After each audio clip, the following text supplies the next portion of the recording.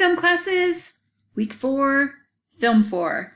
So I hope that you're enjoying watching movies. I know you're watching movies anyway, so you might as well get some credit for doing it. For this week, I want you to remember that there are 3 different ways that you can analyze this film. You choose one. I shortened the number of questions for you to answer if you want to answer questions.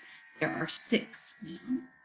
Or you can write a 1-page double-spaced analysis using one of the critical lenses that we have studied this year.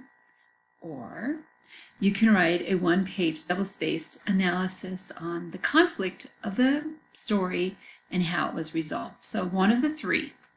I want to give you a quick review of a movie that I watched, Contagion, which is really interesting. The reason that this came about was I was having the floors done in my house, and the man that was putting in the floors said that this pandemic that we're experiencing is the result of, or is caused by the Illuminati, and that the Illuminati tried to give us some warning way back in 2011 by putting out a film called Contagion.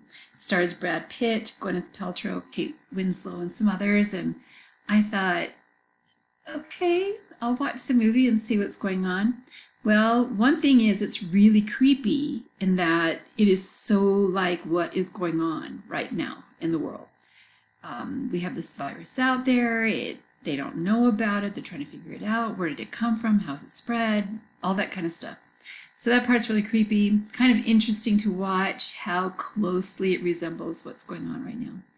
There are some huge differences in what it said would happen and what is happening, and I think the differences are, it's good. Back in that movie, people were looting and setting buildings on fire and all that kind of stuff, and we're not there.